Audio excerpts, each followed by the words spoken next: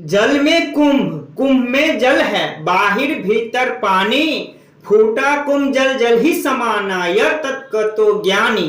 प्रस्तुत पंक्ति कबीरदास की साखी से लिया गया है।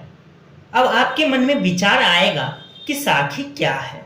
साखी प्रमाणित आधारित दोहे को साखी कहते हैं, मतलब जिससे प्रमाण मिले। साखी पढ़ने के बाद आपको उसका प्रूव्ड, उसका प्रमाण अपने आप में, अपने समाज में देखने को मिलेगा। तो चलिए आगे बढ़ते हैं व्याख्या की ओर। व्याख्या।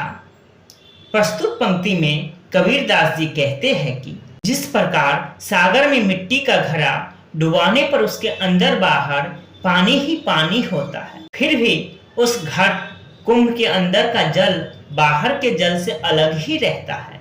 उस जल का अपना एक रूप, एक आकार होते हैं, लेकिन जैसे ही वह घड़ा टूटता है, पानी पानी में मिल जाते हैं, सभी अंतर लुप्त हो जाते हैं, घड़े के अंदर का जल का अस्तित्व खत्म हो जाते हैं। उसके बाद उस घड़े के जल का ना तो कोई अपना रूप रहता और ना ही कोई आकार।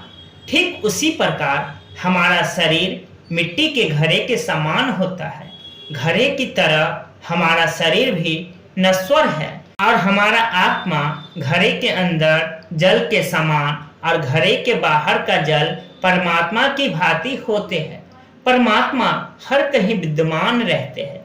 जैसे ही हमारा शरीर नष्ट होते हैं, वैसे ही हमारे अंदर के आत्मा परमात्मा में विलीन हो जाते हैं, मतलब आत्मा परमात्मा में मिल जाते हैं। अर्थात मृत्यु के बाद हम अपना अस्तित्व खो देते हैं। परमात्मा में मिलने के बाद आत्मा को खोज पाना ठीक उसी प्रकार असंभव है जिस प्रकार घड़े के पानी सागर में मिल जाने के बाद उसे खोज पाना असंभव होता है। मतलब घड़े के पानी जैसे ही सागर के पानी में मिल जाते हैं, तो उस घड़े के पानी को आप नहीं अलग कर पाइएगा सागर के जल से।